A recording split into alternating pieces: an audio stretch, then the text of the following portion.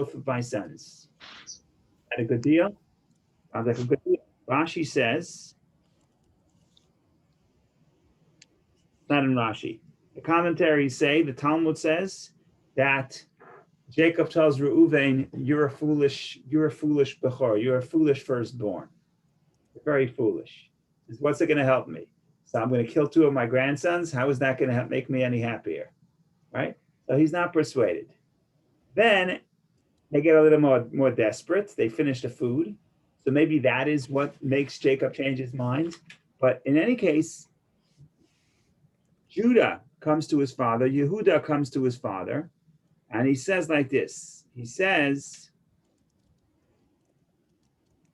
if you turn the page to chapter 43, verse 9, he says as follows. Then Judah said to Israel, his father, send the lad with me and let us arise and, no, verse 9. Okay, let's read verse 8. Then Judah said to Israel, his father, send the lad with me and let us arise and go, so we will live and not die, we as well as you, as well as our children. Okay. Then he says, what may have persuaded the father, I will personally guarantee him of my own hand that you can demand him.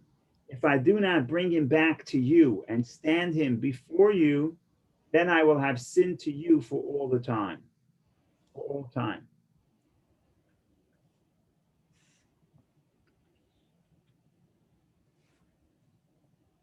He says the words Anochi Arvenu. I will be the guarant. I will personally guarantee him. I will be the guarantor. Okay. So you want to figure out what that means.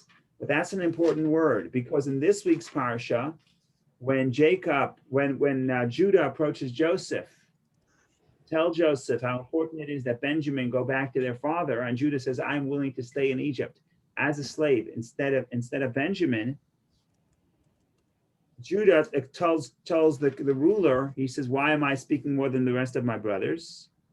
He doesn't say those words, but that's what he's addressing.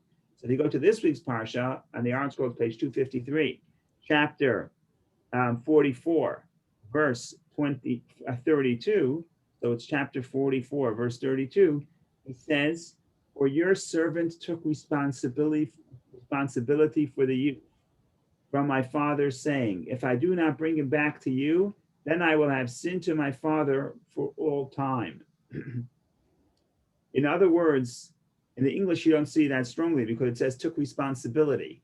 But in the Hebrew, it's the same word for becoming a guarantor. Arav etana'ar. Your servant, Judah referring to himself, your servant became a guarantor for the child. So this was important. This is the word that Judah tells his father Jacob. Yehuda tells Yaakov. He says, "Give me the child. Anochi harvenu. I will be the guarantor." And it's also what Judah tells the leader of Egypt, who he doesn't know is Joseph. He says, we need to do this deal. You have to send Benjamin back, and I'll stay in his stead. Why? Because I'm the guarantor. That's an important concept. We want to figure out what does it mean to be a guarantor. We're studying Hasidic philosophy, so I hate to do this, but sometimes to get to the Hasidic angle, you have to look at the legal angle because Torah is like a body and a soul. Sometimes you could understand more about what the soul can do when you look at the body. So we want to look at the legalities of the concept of a guarantor for a moment, the Talmud, and then we'll get back to explaining what the deeper meaning behind the Talmudic discussion is, and hopefully that will help us explain what's happening here with Joseph and Judah, and the story, and then maybe we can even connect it to the 10th of Teves today, which is not a well-known one, but it's a fast day that commemorates the day that the king of Babylonia, Nebuchadnezzar, the king of Babylonia, laid siege to Jerusalem before the destruction of the first temple, so we can hopefully tie everything together. So what does it mean to be a guarantor? To be a guarantor in a legal sense is that I'm a third party, and I take responsibility to repay a debt that I never took. In other words, The borrower borrows money from the lender, and I say that if the borrower cannot repay, I will repay. And that's a legal responsibility. If I commit to it, it's a legal responsibility. So the Talmud wants to ask, where do we see in the Torah that such an legal obligation exists? Where do you see that with my words I can commit myself to becoming a guarantor? Usually, in the law or in Jewish law, when there is a commitment, it comes along. It's a transaction. In English, they call it what do they call it? I have to receive something. Oh, I forget the word. Quid pro? I'm Quid, sorry. quid pro quo? No, there's something else. There's something else. Consideration is a legal word. I have to receive consideration, right? I have to, if I want to give you something, I have to get something in return. If I don't get something, then my giving doesn't have any value. And in Judaism, in many cases, it's the same way. I have to receive something, either tangible or intangible, but I have to receive something to become committed. So now somebody else, my friend Yankel, took a loan from the bank, and I have to pay back. Where do you see the precedent? Where does you see that such a thing is possible? Now, the Talmud has two solutions to this problem of where do we find a precedent? And what we're going to get to is it's not a technicality. It's not a technicality. What is this? What is the biblical source for the concept of a guarantor? But depending on the biblical source, that will tell us about what the meaning, what the theory, what the philosophy of being a guarantor is. So it's not just technical law, there's also the philosophy of the law is here in a very strong way. So what I'm going to do is I'm going to share the screen, I'm going to post the Talmud for a few moments, not too long, it's not too much Talmud, and then we'll hopefully get back to the we are in Baba Batra, the tractate, page 173, the longest tractate in the Talmud, and we're talking about the laws of the guarantor. We'll skip this. We'll go straight here. Amar Rav Huna.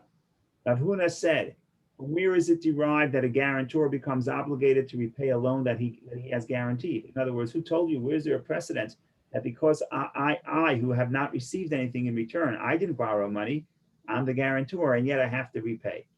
So what's the precedent? So he says very simple. It looks in looking at the Torah. The Torah uses the word a guarantor. And what does he evoke? He evokes this parsha. Well, it's really last parsha, the parsha where Judah tells Jacob, I'll be the guarantor. As it is written, that Judah reassured his father concerning the young Benjamin, I will be his guarantor. Of my hand shall you request him.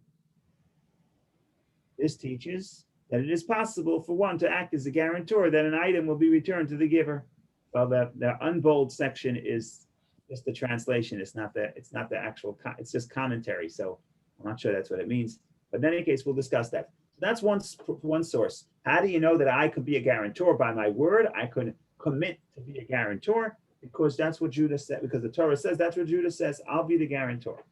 Now, the Talmud asks a question that says it's not so simple. Judah's case is different. Why is Judah's case different? So here we get into technicalities a little bit. In the Talmud, there's two types of guarantors. One guarantor is called a arev. That's the more common word for a guarantor.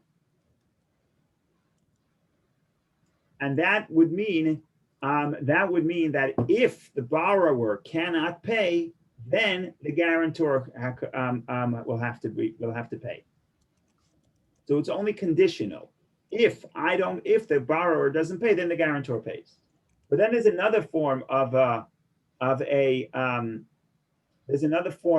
guarantor, and that is that I tell the bank, you give money to Yankel, and I will pay you back directly. In other words, it's unconditional. It's not that if the borrower does not pay back, then the guarantor will pay. The guarantor will pay directly. In other words, you can come to me first, even without going to the borrower first. It's a different form. It's a different legal institution. So the Talmud says, Rav Chizda asks, he says, no, Joseph is not the guarantor.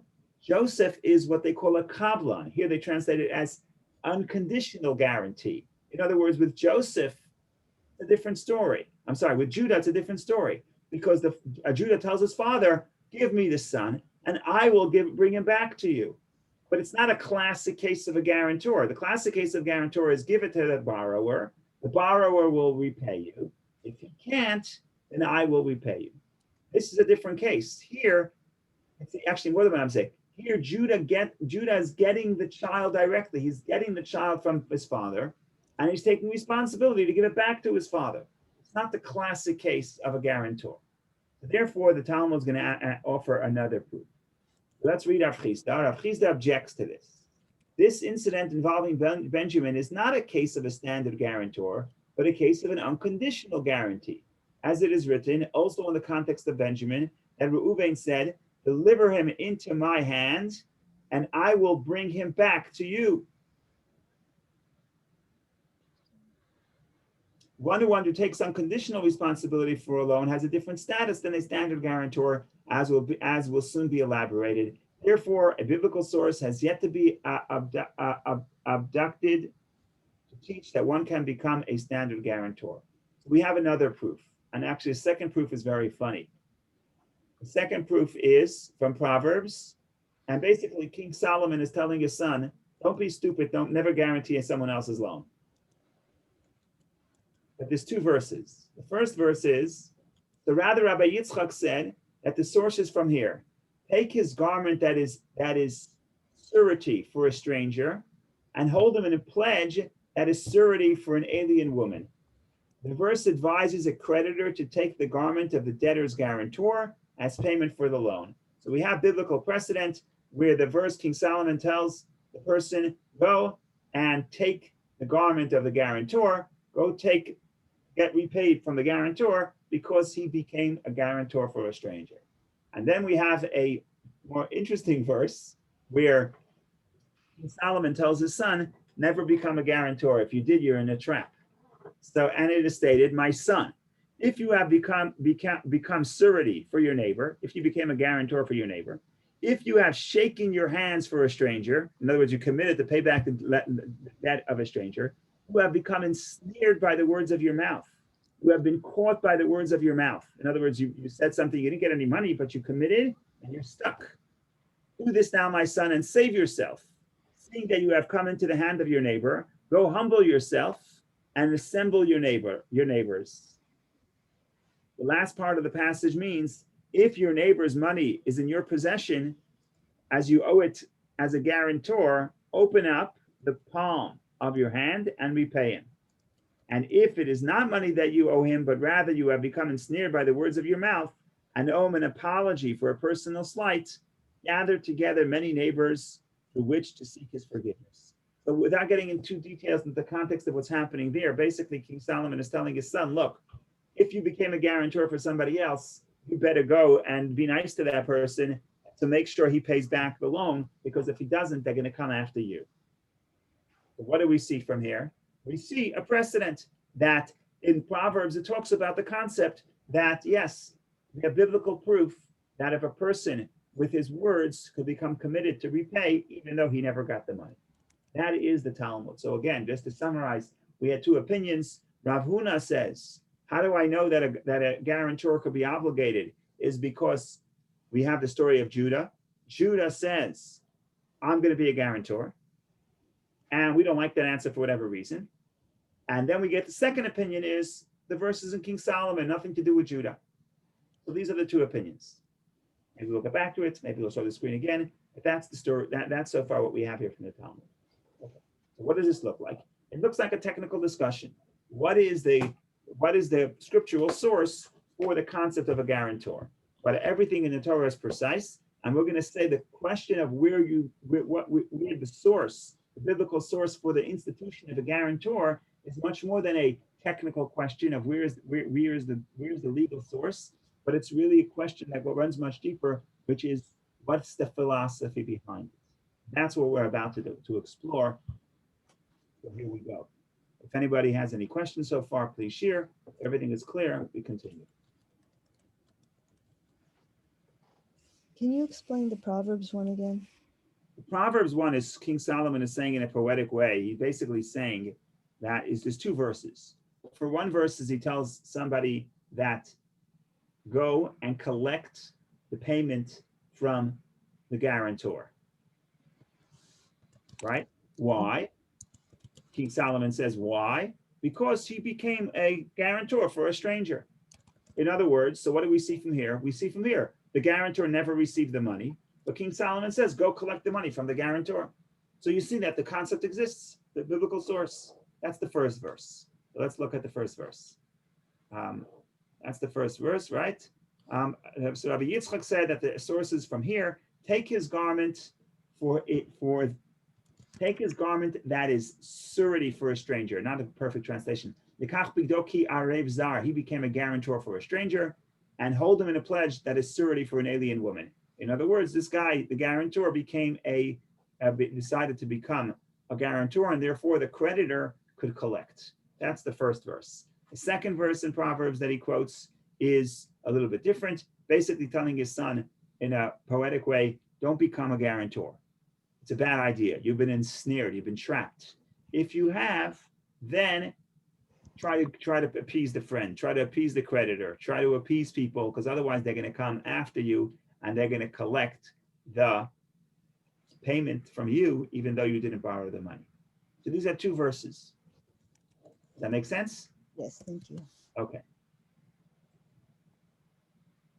Okay, what's the difference between where we learn it from? What's the source? What's the difference between Rav Huna and Rav Yitzchak of where I learned the source? Whether I get it from Judah or I get it from Proverbs? What's the difference? It seems like it's no difference. It's just a technicality.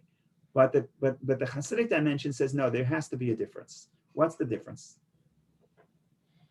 What is the theory of guarantor? I'm responsible for a debt that my friend borrowed. How do we see this problem? What does this mean that I'm responsible for a debt? What kind of commitment is this?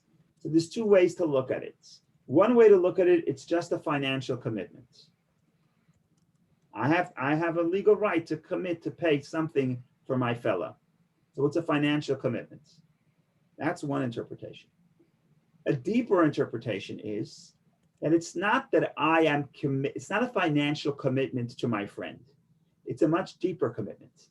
It's I agree to be considered, I become one entity with my friend. And therefore, as a result, if my friend has a debt, I have to repay it. It's not just a financial commitment, it's much deeper. It's philosophically, I agree to stand in my friend's shoes. I become one person. It's just as if that I received the debt. I received the loan. Rabbi, yeah. Question for you. Aren't you confusing this concept you're working on right now with marriage? Marriage, in a sense, is a unification. Right. But that's the only example of like two people becoming one, right? So we'll get to that. You'll see in the Torah law where there are other examples. So hang on, give me a few more minutes, but but again, what does it mean, philosophically speaking, if I say that I walk into the bank and say, give Yankel a loan and I'm going to pay back. So this conventional interpretation is, it's just a loan. I'm just paying you back a loan. It's just a financial commitment. A deeper interpretation is when I go into the bank and say, give Yankel a loan, and if he can't pay you back, I will pay you back. I'm saying it's just as if you gave me the loan, because me and him, we're brothers, we're one, we're connected.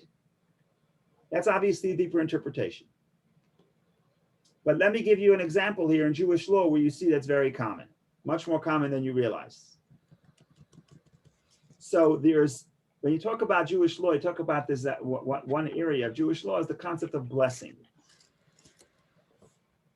And everybody, there's really two classes. There's two classes of blessings. One class of blessings is what you say, you thank God for things that are pleasurable. They call it birchat hanehenin, blessings for pleasure. If you're going to eat something, you make a blessing. If you're going to drink something, you make a blessing. If you buy a new house, you say shachiyanu, you make a blessing. These are blessings for pleasure. Who gets to say these blessings? Only the person who enjoys the pleasure. So if you're going to eat the Danish, I can't make the blessing because I'm not getting any pleasure. right? So the person who's enjoying the food has to make the blessing. That's one class of blessings. Then there's an entire new concept of blessings. There's a concept of blessings where it's an obligation. It's not pleasure, it's an obligation. For example, the blessing for a mitzvah. So before you hear the shofar, you have to hear the blessing for the shofar. Before you sit in the sukkah, you have to make a blessing on eating of the sukkah. Now, who should be able to make the blessing? You would think the person who's obligated. So what happens if I heard the shofar already? Then I see someone in the street and I say, did you hear the shofar today? And they say, we didn't hear the shofar. So I'll say, I'm going to blow the shofar. And they say, wonderful. I said, do me a favor, could you make the blessing? And they say, no, we don't know how to make the blessing. So the law is that I could make a blessing for someone else, even though my obligation was fulfilled. And I'm now going to make a blessing and say, thank you, God, for commanding me to do this action. What do you mean? God didn't command me to do this action. I already fulfilled my obligation. I'm not commanded anymore. Only my fellow Jew is commanded. So just like when the person who eats the cheese Danish is the person that has to make the blessing, so the person who has to hear the shofar should be the one to make the blessing. I cannot make a blessing for someone else's cheese Danish, but I could make a blessing for someone else's shofar hearing. Why? So the law says, because all Jews are interconnected and interrelated. In some sense, we're like one. And therefore, if one Jew did not fill his obligation, then no Jew fulfilled his obligation. Because me and the other person are not two entities, we're one entity in the spiritual sense. So that's a precedent where, philosophically speaking, I could be one entity with somebody else. Or from the perspective of the law, from the spiritually speaking, philosophically speaking, depending on how you want to say it. Okay, so now be with me for 1 minute. Be with me for 1 minute.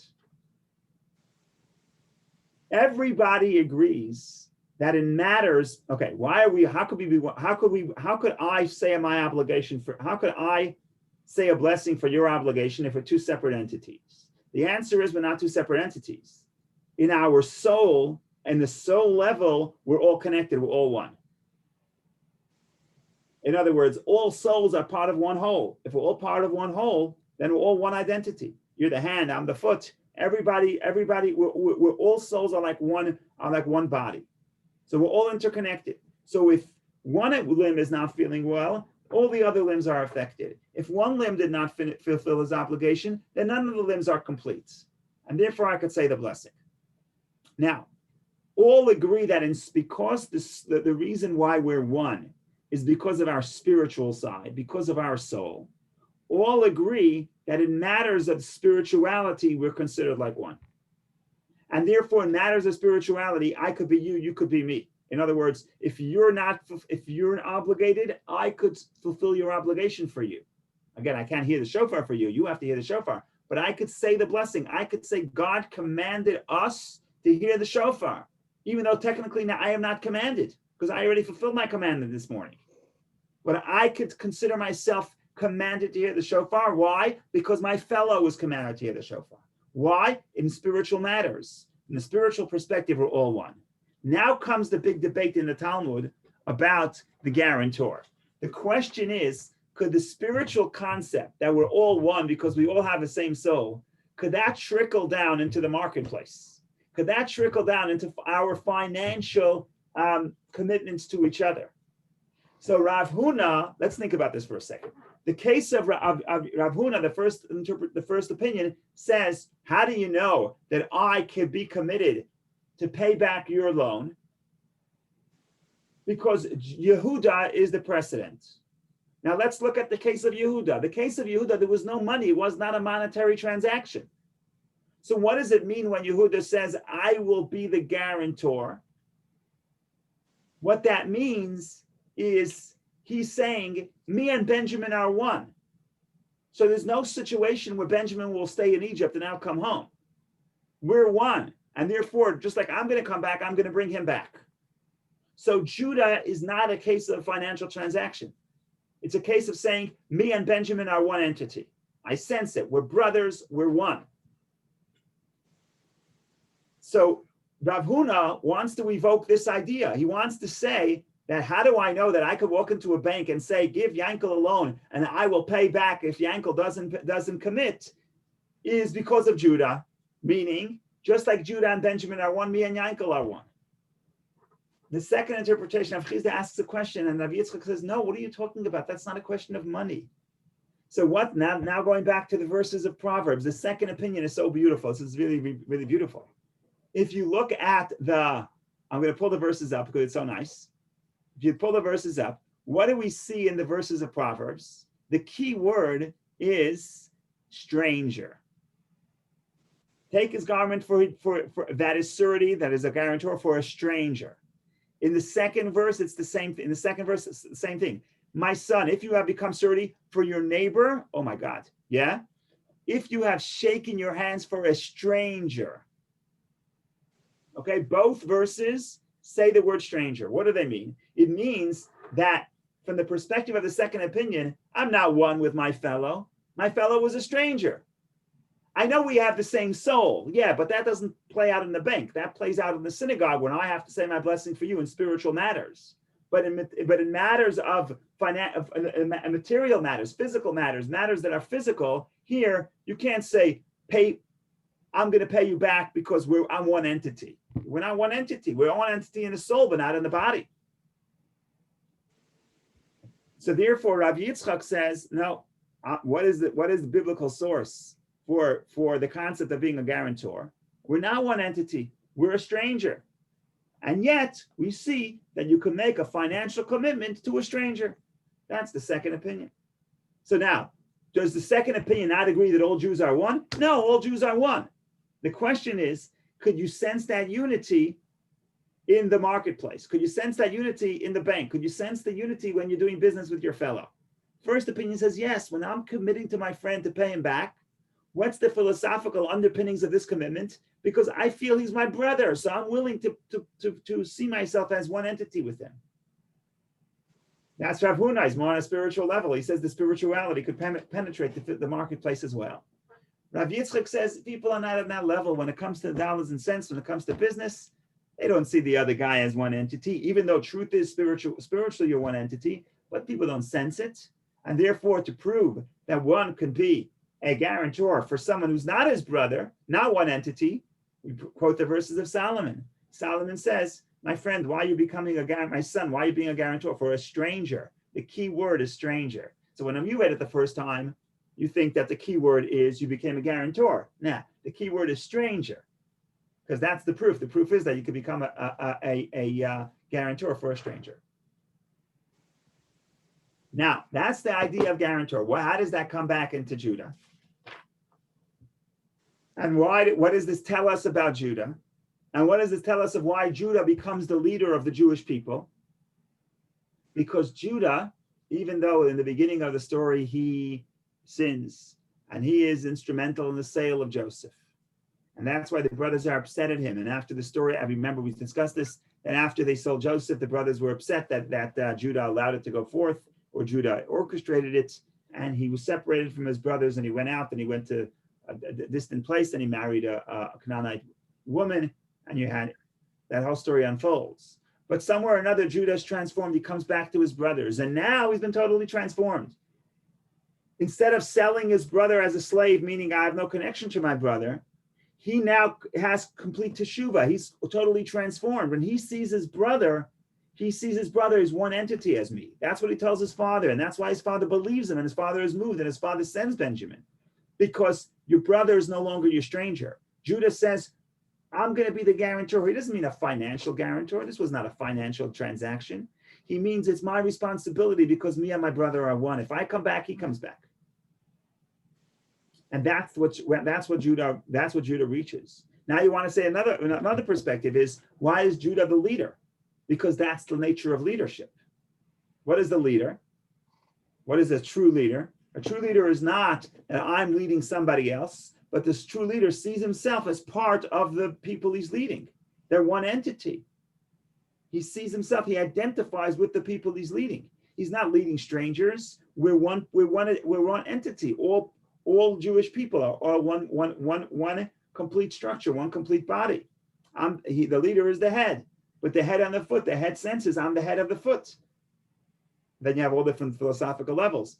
On one hand, you could say sometimes you feel the difference, the head and the foot feel different. On the other hand, you could see, we don't want to get into the subtleties, but that's the bottom line. That's why Judah becomes the leader, because he demonstrates this concept that he understands what leadership is, and that's being a guarantor, taking responsibility. But it's not as a physical transaction. It's that the fact that the sensing that we're all one. Rabbi? Yeah. Did it happen after the story of Tamar or before? After. After. This happens after. This is after Judah returns to his family already. So Judah now senses, again, the big mistake was they treat their brother as a stranger. Terrible thing. They sell him as a slave. And you know what the Torah says right after they sell him as a slave? They sat down to eat lunch. That's what it says.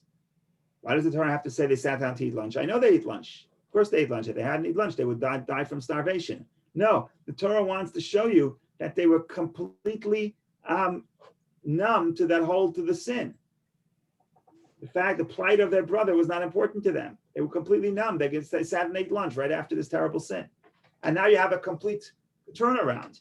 And Joseph is the one, and Judah is the one who says, I'm the Arev, I'm responsible. What does it mean, Arev? Responsible. Now, what does Arev mean? Let's look at some people like the philosophy, some people like the law, some people like the grammar, some people like language. In Hebrew, the word Arev, which is guarantor, and there's a statement that the sages that say, Kol Yisrael Arevim zeh lazeh, all of Israel are responsible one for another. In Hebrew, that same word arev means le'arev is to mix in, to blend in. So that same statement reads, all Jews are responsible for each other because all Jews are blended in, are interconnected with each other. So in other words, the concept of why we have this legal concept, why we have this idea of why am I responsible for you, is not because you're a stranger, because we're interconnected. And again, we have this philosophy, this question of, could I sense this in the marketplace? Am I expected to sense that we're one when I'm doing business with you? Rav Huna says, yeah. Rav Yitzchak says, no, can't be expected to sense it. But is it true? It's true. The question is, can I sense it in the marketplace? Rabbi, question for you. For Aravim, is that the same word as Arabs? Arvim, it's the same roots.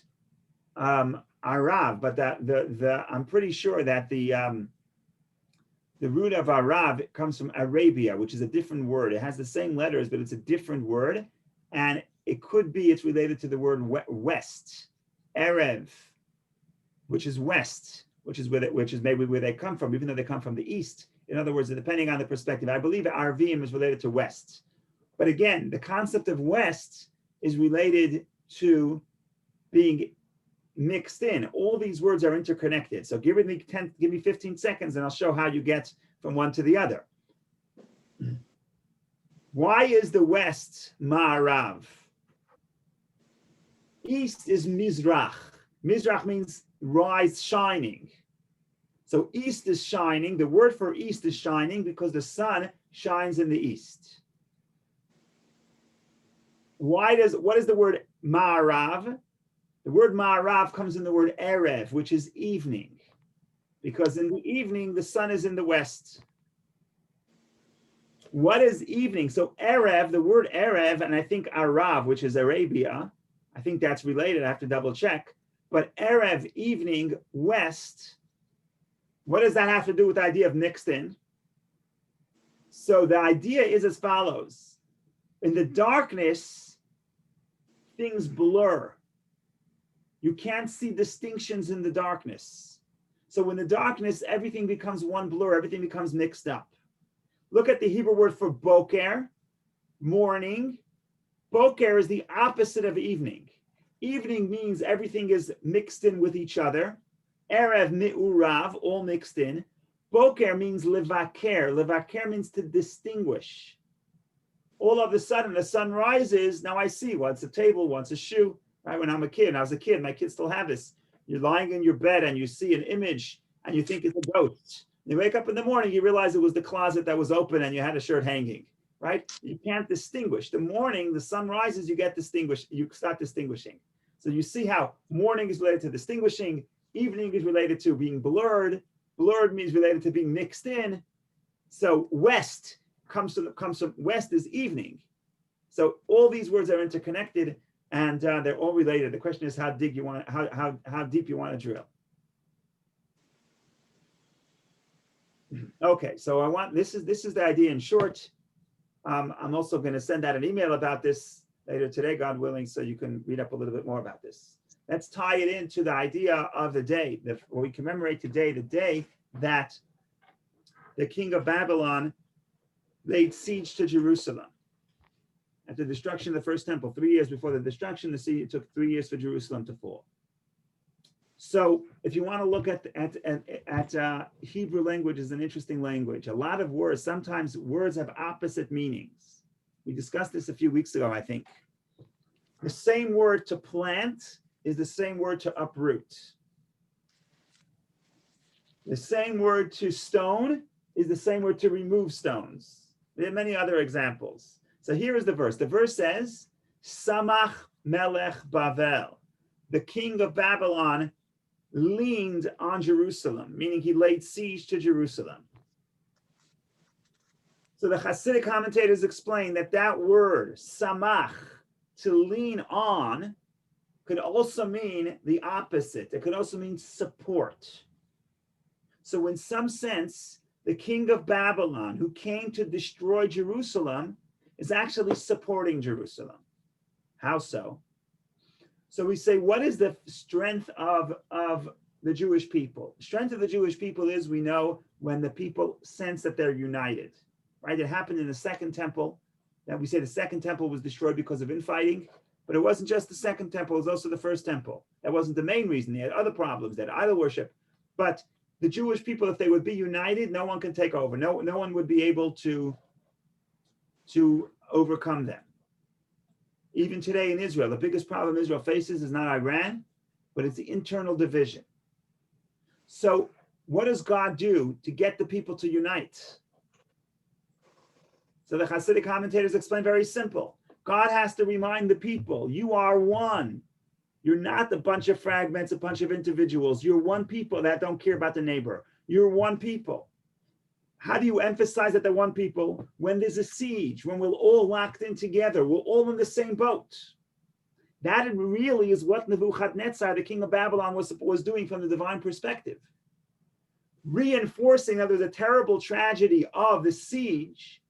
Had it fulfilled its divine purpose, had the Jewish people got the message, that would serve to solidify the inner unity between the people. And then they would be able to overcome Nebuchadnezzar and the siege would fall away, break away. They would overcome the siege.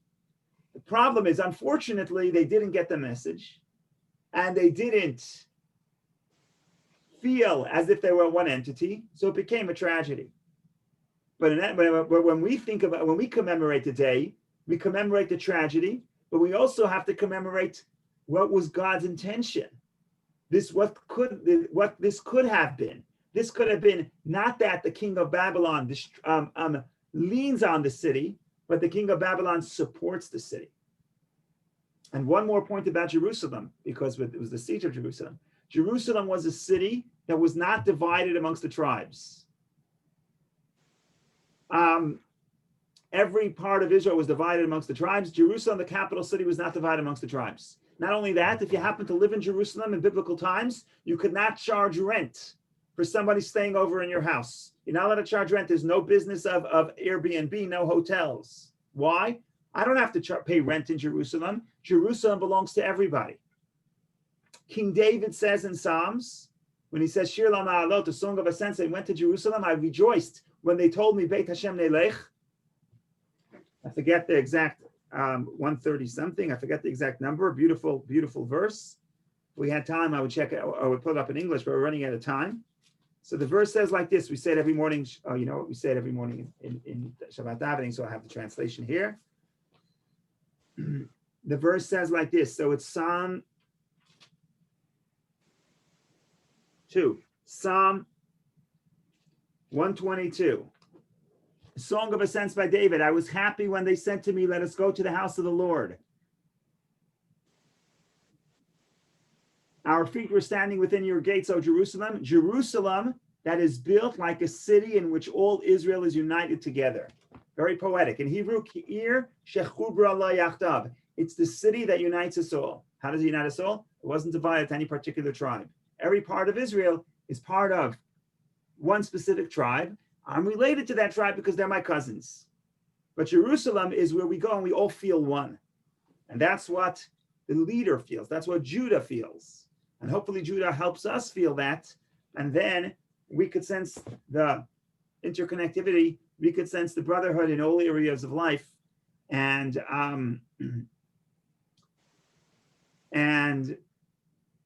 that will bring about the recreation of the unity of Israel and ultimately the recreation and the resolidification of the Jewish people in Israel. So we already experience some form of returning of the diaspora to Israel. But we did so in an external way. We have 6 million Jews, more than 6 million Jews living in Israel. 7 million Jews, I don't know. But do we all feel like one? That we don't have yet. Jerusalem has not yet been fully rebuilt. For Jerusalem to be fully rebuilt, you have to have the temple. You have to have the spiritual core that we all feel unites us. And then the ingathering of the exiles is not just physically, but it's just spiritually as well. We feel, we sense that we're one entity. So that's the story in short. There's a lot more to say, but my throat is drying up, which is part of what happens when on the fast day. So we'll hopefully we'll continue in good health, and everybody should have a wonderful day. And we should rebuild the spiritual Jerusalem, because now Jerusalem, the physical Jerusalem is being rebuilt, but we need to rebuild the spiritual Jerusalem, the place where we all sense that we're one, and it will be the capital of the unity within the Jewish people. Shabbat Shalom. Thank you, Rabbi. I don't want to make you talk more, but No, I like to talk. That was a joke. Every class has to have a joke. I want to summarize. The fact that I don't want to talk is a joke. I just want to summarize, if I understood correctly, how Judah derived to this feeling of unity. So the first person who actually introduced the idea was Reuven, right? But I just forgot where you mentioned that. But Reuven and the unity of the brother. Then Reuven. Unity. Reuven treats it as a transaction. Make you a deal. Tells my father, look, I'll bring you back your son. If I don't bring back your son, then you kill 2 of my sons. That's a transaction. Jacob. But then he changed it. That's Reuven. That was Judah. Judah comes in and Judah says something else. Judah says it's not a financial transaction. I'm going to be a guarantor. What does he mean? I'm going to write the check? No, it's not a financial. He says, we're one. If I come back, he comes back. I'm responsible. We're one. That's what Judah's saying. And that's what maybe, I don't know what moved Jacob, either Judah's words or the fact that he ran out of food or both. I don't know.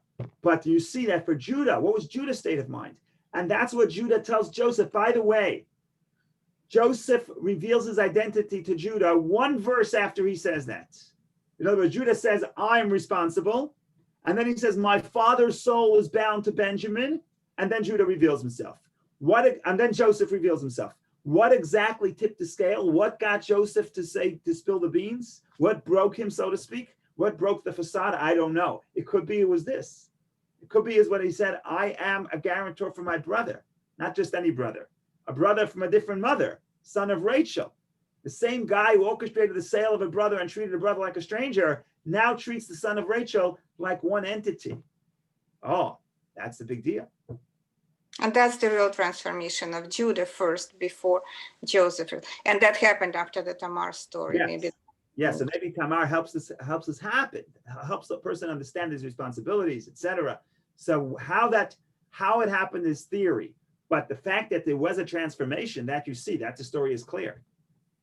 Thank you.